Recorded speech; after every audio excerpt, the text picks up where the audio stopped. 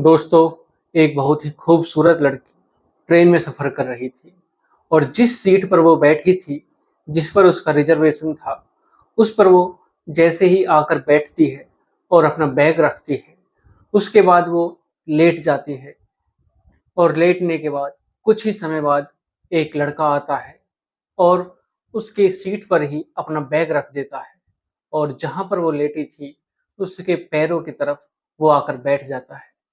तभी वह लड़की उठकर बैठ जाती है और उसको भली-बुरी सुनाने लगती है। कहती है कि यह मेरी सीट है, इस पर तुम नहीं बैठ सकते।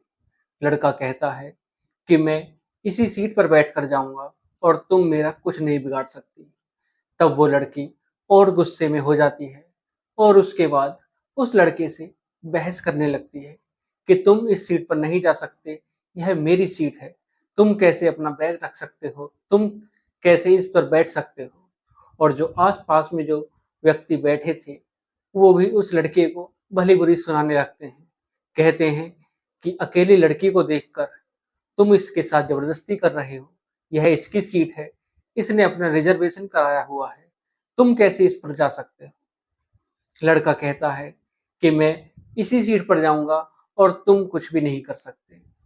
जब लड़का भी उनसे मुँह-बहस करने लगता है, तो जो व्यक्ति थे, उस डिब्बे में जो बैठे हुए व्यक्ति थे, वो सोचते हैं कि इससे क्या बहस करनी। वो शांत हो जाते हैं और अपने सीट पर आराम से बैठकर सफ़र करने लगते हैं। और वो लड़की उससे फिर कहती है कि मैं पुलिस को बुला लूँगी और पुलिस तुम्हें यहाँ से खींचती हुई ले जाएगी और जेल में बंद कर देगी। उसके बाद वो लड़का कहता है कि तुम्हें जो कुछ करना है तुम वो कर लो, पर मैं जाऊँगा तो इसी सीट पर जाऊँगा। तो दोस्तों, कहानी बहुत ही रोमांचक है और बहुत ही दिलचस्प है। कहानी को पूरा सुनें। अगर आप मेरे चैनल पर पहली बार हैं, चैनल को सब्सक्राइब करें, वीडियो को लाइक करें, शेयर करें, कमेंट करें और बेल आइकन ज़रूर दबाएँ, जिससे कि मेरे आने वाली हर एक वीडियो आप तक पहुँच सके और आप इसी प्रकार हर दिन एक नई कहानी सुन सकें। तो दोस्तों, चलते हैं इस कहानी की तरफ। आज की जो कहानी मैं आपको सुनाने जा रहा हूँ, यह है एक यूपीएससी की तैयारी करने वाली लड़की की, जिसका नाम अंजू होता है और उसकी उम्र करीब 25 से 26 साल की उम्र होती है। वह दिल्ली से अपने जहाँ उसका घर था बिहार की रहने वाली होती है। वो अपने घर जाने के लिए ट्रेन का सहारा लेती है और ट्रेन में अपना रिजर्वेशन कराती है और जब ट्रेन में बैठती है वो जाकर, जैसे ही अपना बैग रखती है और उसके बाद वो उस सीट पर बैठती है और उसके कुछ ही देर बाद वो सोचती है कि अब ट्रेन चलने लगी है, अब मैं आराम से अपनी सीट पर लेट जाती हूँ। और जैसे ही वो सीट पर लेटती है, उसके बाद एक लड़का आता है और अपना बैग उसकी सीट पर रख देता है। उसके बाद वो लड़का उसकी सीट पर बैठ जाता है। अंजू को गुस्सा आता है यह सब देखकर। वह कहती है उस लड़के से कि तुम इस सीट पर कैसे बैठ सकते हो? यह मेरी सीट है। तुम इस सीट से खड़े हो जाओ, अपना बैग यहाँ से उठा लो। दोस्तों, लड़के का नाम होता है सोनू और उसकी उम्र होती है 28 साल। वो लड़का कहता है कि मैं इसी सीट पर बैठकर जाऊँगा। तुम जो करना है तुम कर लो। मुझे इसी सीट पर बैठकर जाना है। जब उन दोनों के बीच मुँह बहस होती है, तो आस-पास के जो व्यक्ति बैठे हुए थे, जो यात्री बैठे हुए थे, वो लड़की का पक्ष लेते हैं और कहते हैं उस लड़के से, सोनू से कहते हैं कि तुम इस सीट पर कैसे बैठ सकते हो? इसने ये रिज़र्वेशन करा रखा है, इसकी ये कन्फर्म सीट है। तुम इस सीट पर क्यों बैठ रहे हो? इसके साथ ज़बरदस्ती क्यों कर रहे हो? अकेली लड़की को देखकर इसके साथ ज़बरदस्ती करना चाहते हो? हम ऐसा नहीं होने देंगे। सोनू कहता है कि नहीं, मैं ऐसा कुछ नहीं कर रहा, बस मुझे थोड़ा मेरा जो टिकट है वो वेटिंग का है, तो मैं इस सीट पर बैठकर जा रहा हूँ, मुझे अपनी सीट नहीं मिली। अंजू कहती है कि अगर तुम्हें बैठना ही है, तो इतनी बड़ी रेलगाड़ी है, इतनी बड़ी ट्रेन है और कहीं क्यों नहीं बैठते जाकर। सोनू कहता है कि नहीं, मुझे यही सीट अच्छी लग रही है, मैं इसी पर बैठकर जाऊंगा। फिर जो यात्री बैठे हुए थे वो सोनू से गुस्से में बोलते हैं कि तुम लड़की को परेशान क्यों कर रहे हो, कहीं और जाकर क्यों नहीं बैठते। जब उन दोनों के बीच मुंह बहस हो रही थी तो यात्री सोचते हैं कि चलो, हमें क्या लेना, जो ये कर रहे हैं करने दो, हम अपना सफर क्यों बेकार करें। जो यात्री थे वो अपने जो उनके सफर में उनके साथ थे उनसे बातें करने लग जाते हैं और अंजू और सोनू की लड़ाई होने लगती है, मुंह बहस होती है और रात के 11 बज जाते हैं। अंजू कहती है कि तुम्हें जाना कहाँ है। सोनू कहता है कि मुझे बिहार जाना है। अंजू कहती है कि तुम और कहीं जाकर बैठ जाओ, नहीं तो मैं पुलिस को बुला लूंगी।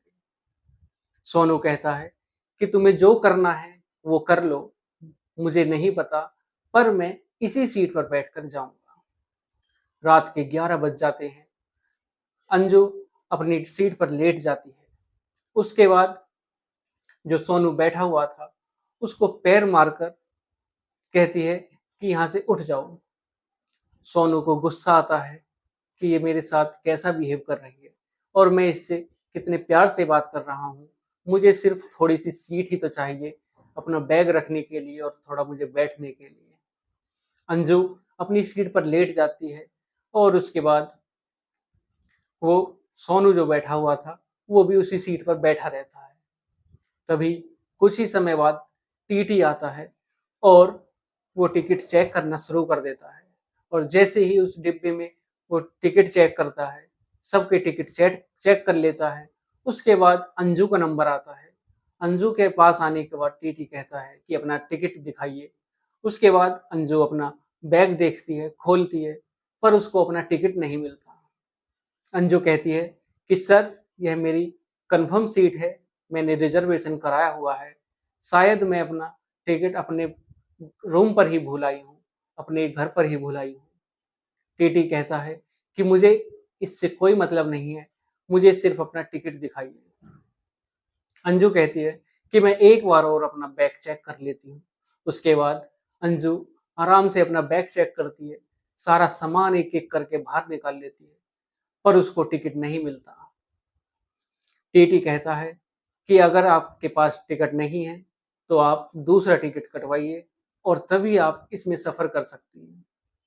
अंजू कहती है कि सर, मेरे पास इतने पैसे नहीं है, मैंने अपना टिकट कंफर्म कराया था, रिजर्वेशन कराया था और गलती से मेरा वो टिकट रूम पर ही रह गया। जिस पर्स में मैंने वो रखा था मैं उसे वहीं भूल आई। और कहती है अंजू कि सर, आप मेरा अपनी लिस्ट में नाम देख लीजिए, मेरी उम्र 25 साल है और नाम अंजू है। उसके बाद टीटी कहता है कि एक बार और अपना तुम बैग चेक कर लीजिए, उस इतने में इनका टिकट चेक कर लेता हूँ। सोनू का नंबर आता है। सोनू अपना टिकट दिखाता है। सोनू का टिकट फर्स्ट क्लास का था। टीटी कहता है कि तुम इस डब्बे में क्या कर रहे हो, तुम्हारा तो फर्स्ट क्लास का इस टिकट है, तुम यहाँ पर क्यों कर बैठे हुए हो।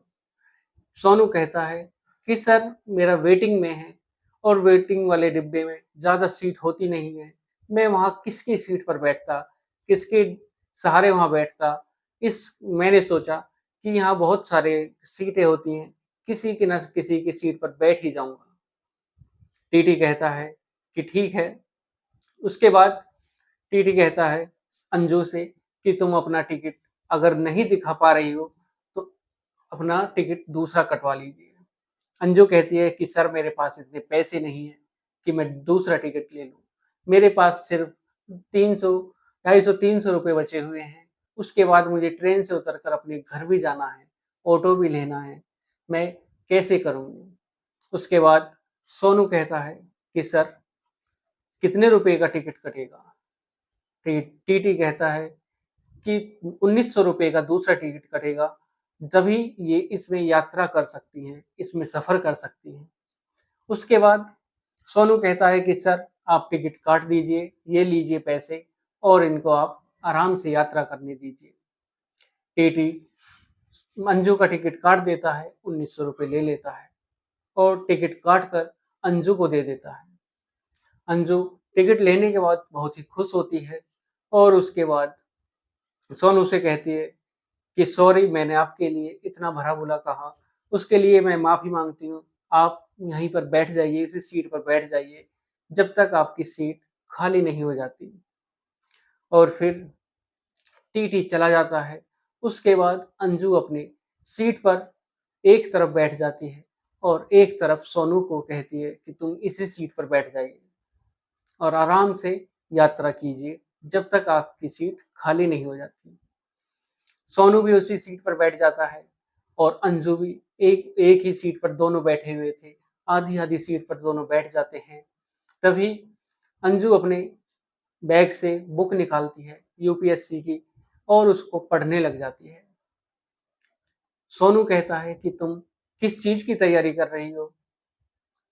अंजू कहती है कि मैं यूपीएससी की तैयारी कर रही हूँ, आईएएस की तैयारी कर रही हूँ। सोनू अंजू से कुछ सवाल पूछता है। अंजू आश्चर्यचकित हो जाती है जब वो उससे सवाल पूछ रहा था कि ये तो यूपीएससी के सवाल हैं। यह लड़का कैसे इन सवालों को पूछ सकता है? शायद यह भी तैयारी कर रहा है।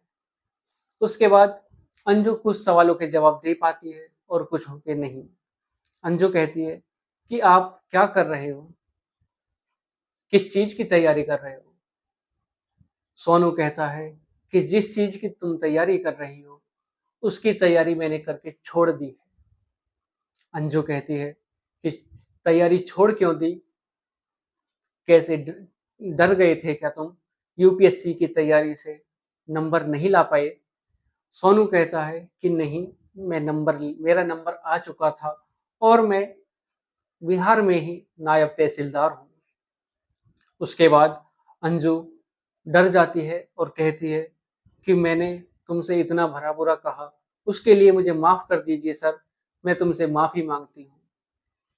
सोनू कहता है कि नहीं, कोई बात नहीं, तुम अपनी तैयारी करती रहो और पढ़ाई करती रहो, मैं तुम्हें डिस्टर्ब नहीं करूँगा।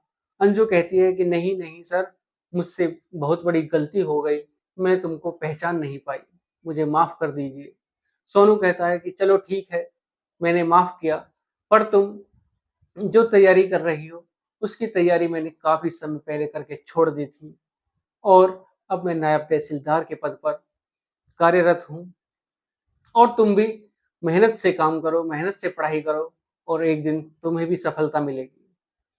कुछ ही देर बाद ट्रेन के अंदर कचरी जो चिप्स वाला व्यक्ति आता है बेचने वाला और सोनू अंजू से कहता है कि चिप्स खाओगी क्या? अंजू कहती है कि नहीं, मैं नहीं खाती। सोनू कुछ 6-7 पैकेट सोनू चिप्स के ले लेता है और अंजू से कहता है कि 1-2 चिप्स खाकर देखो, बहुत अच्छे लग रहे हैं। अंजू एक चिप्स निकालती है और खाती है, उसके बाद धीरे-धीरे वो 4-5 पैकेट खा जाती है।